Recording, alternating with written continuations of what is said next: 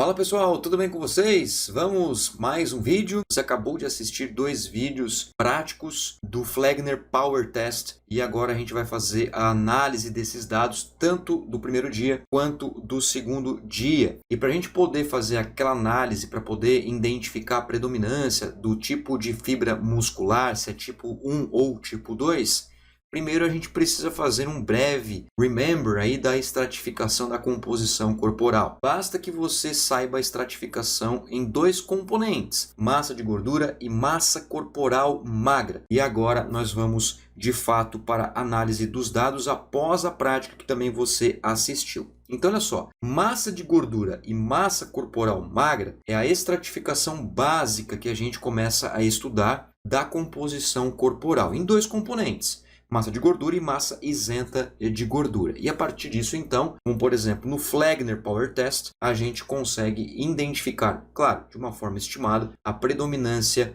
do tipo de fibra. Então você viu tudo anotadinho ali nos vídeos, você viu o tempo que levou cada tentativa, a distância de cada tentativa e assim por diante. E no final do vídeo ainda eu coloquei ali a unidade de potência anaeróbia absoluta de acordo com a equação massa corporal vezes distância dividido pelo tempo em segundos.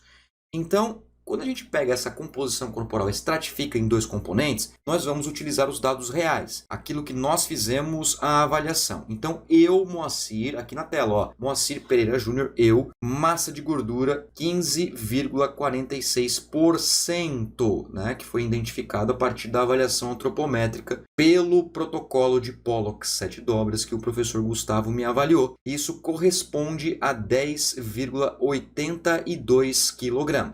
Então, seguinte, ó, 15,46% do meu corpo no dia da avaliação, gordura, o que corresponde a 10,82 kg de gordura. Logo, se 15,46% é gordura, o restante é isento de gordura, ou massa corporal magra, 84,54%. Se você somar os dois, vai dar 100%, que é o meu corpo todo. Isso corresponde a 59,1 quilogramas. Então, o meu corpo ele é composto de 10,82 kg de massa gorda e 59,1 kg de massa corporal magra. Já o Gustavo, no dia da avaliação, deu massa de gordura 13,88%, o que corresponde a 10,79 kg, e a massa corporal magra é o que sobrou, 86,12%. Se você somar as duas, vai dar 100%.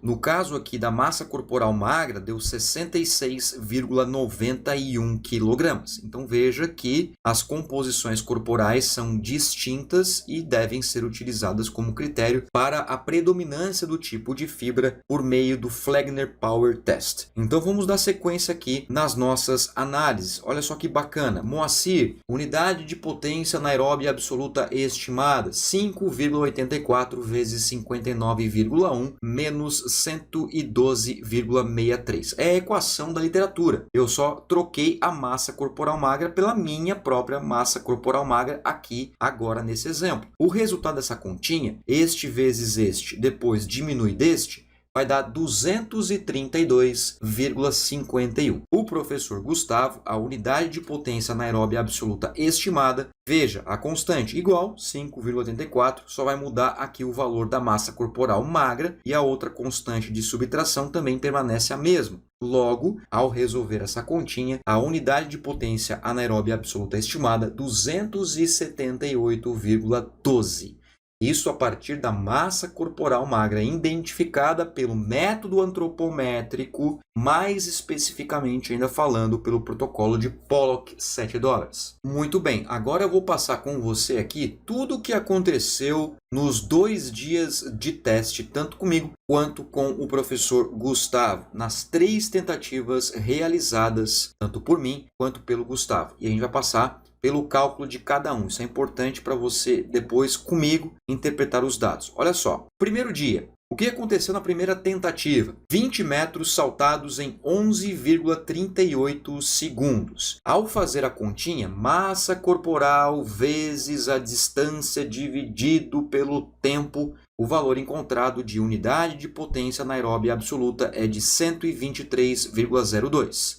Valores arredondados, ok? Na segunda tentativa, eu saltei 20,5 metros, 20 metros e 50 centímetros em 9,25 segundos. Então, eu saltei mais e demorei menos na segunda tentativa. Isso, é claro, vai resultar numa unidade de potência anaeróbia absoluta maior, porque as duas variáveis foram diferentes. Lembrando que a massa corporal não se modifica, porque foi a mesma, né, em todas as tentativas, 70 kg no meu caso. Na terceira tentativa, eu consegui 20,9 metros em 9,74 segundos. E aqui vem uma coisa importante, olha só. Eu saltei mais, porém demorei mais também para saltar esses 20,9 metros. Na resolução da conta, a unidade de potência anaeróbia absoluta deu 150,2. Então, esse aqui, apesar de eu ter saltado menos, pelo fato de eu ter demorado menos, acabou que a unidade de potência anaeróbia foi maior do que na terceira tentativa. Já o professor Gustavo, na primeira tentativa do primeiro dia, 24 metros em 80,5 segundos. Isso dá 231,65 de unidade de potência anaeróbia absoluta, levando em consideração que a massa corporal dele, 77,7 kg, identificada pela composição corporal. Na segunda tentativa, 25 metros em 8,7. Então, olha só, para aqui. Ele saltou mais, saltou 1 metro a mais, inclusive. Só que ele demorou mais também para saltar esse 1 metro a mais. Na resolução da conta, esse aqui acabou sendo maior do que este aqui, porque ele demorou 8,05 segundos. Na terceira tentativa, ele conseguiu fazer um salto de 25,1 metros, né, no somatório dos 10 saltos, como você viu, e aí o tempo foi bem inferior aos outros valores da primeira e da segunda tentativa, 7,63. Então você pode ver que a unidade de potência anaeróbia absoluta foi de 255,61. Muito bem, agora vamos para o segundo dia. Moacir, primeira tentativa, 20,5 metros em 7,98 segundos.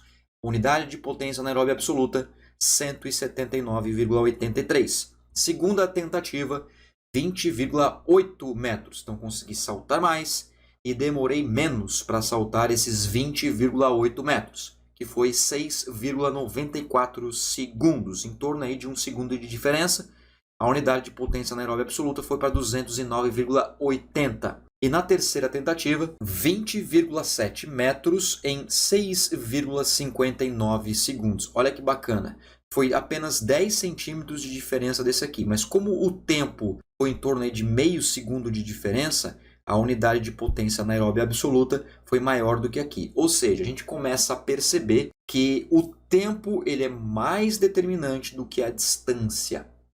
Então, quanto mais distância eu saltar em menor tempo, melhor. Mas se eu não saltar uma distância assim tão elevada, mas se eu for rápido, melhor. Isso é que é potência, força com velocidade. Já o Gustavo, na primeira tentativa do segundo dia, ele saltou 25,1 metros nos 10 saltos consecutivos em 6,03 segundos. A unidade de potência anaeróbia absoluta deu 323,48. A segunda tentativa, 24,1.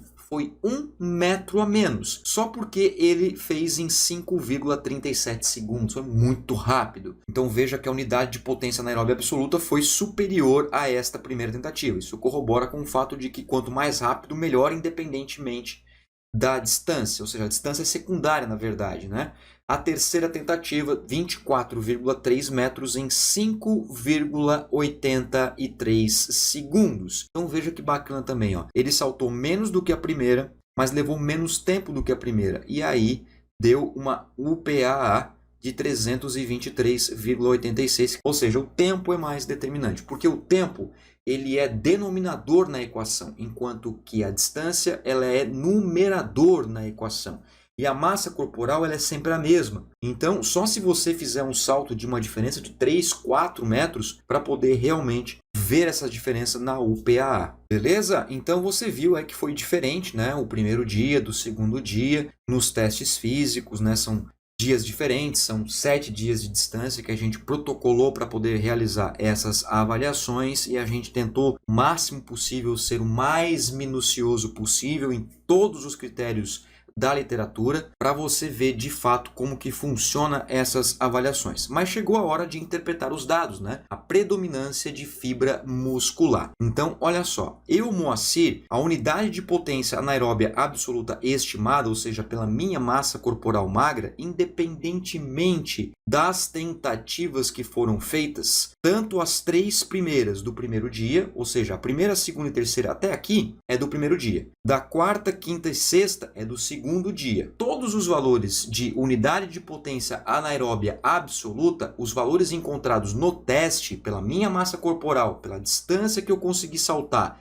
dividido pelo tempo que eu levei, foram inferiores do que a unidade de potência anaeróbia absoluta estimada pela minha massa corporal magra. A única que deu um pouquinho parecida foi essas finaleiras aqui, lá no segundo teste, o que daria aí uma fibra mista, mas teoricamente, né, ao rigor da regra, todos os valores de unidade de potência anaeróbia absoluta do teste foram inferiores ao do estimado, ou seja, fibra do tipo 1. Então, predominância do tipo de fibra oxidativa, do tipo de fibra vermelha, foi o que aconteceu no meu caso. Já com o Gustavo foi um pouquinho diferente. No primeiro dia, a unidade de potência anaeróbia absoluta estimada foi maior do que a unidade de potência anaeróbia absoluta do teste. Ou seja, o que foi estimado pela massa corporal magra dele foi maior do que no teste, nas 3 tentativas. No segundo dia de teste, 7 dias depois, já aconteceu o contrário.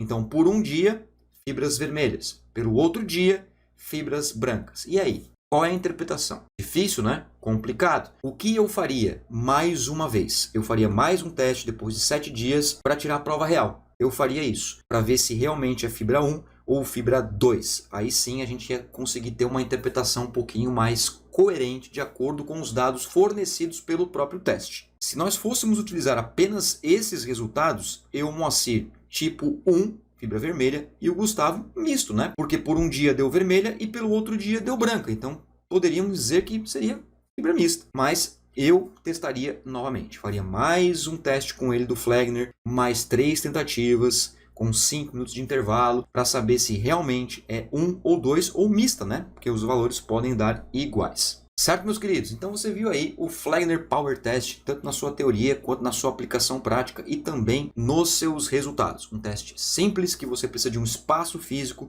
que seja possível, né, você conseguir realizar 10 saltos consecutivos, um cronômetro para você saber o tempo que foi levado para que o seu aluno ou a sua aluna levou para percorrer esses 10 saltos, né, a distância em si, fazer os devidos cálculos e também, claro, você precisa de uma avaliação antropométrica ou pelo menos uma estimativa de gordura corporal e massa corporal magra para poder fazer essa relação. Lembre-se que não é necessário você fazer uma avaliação por dobras cutâneas para você saber a estimativa do percentual de gordura. Você pode utilizar o MC, a cintura, o quadril e assim por diante. Isso eu explico no meu livro, Antropometria e Composição Corporal. Você pode estimar o percentual de gordura. É claro que existe uma margem de erro, isso é normal, faz parte, mas já serve para você fazer algumas brincadeiras de cálculos e também, é claro, você ter aí uma estimativa do que é fibra muscular para melhor prescrever o seu treinamento. Beleza? Então, muito obrigado pela sua atenção, espero que você tenha gostado.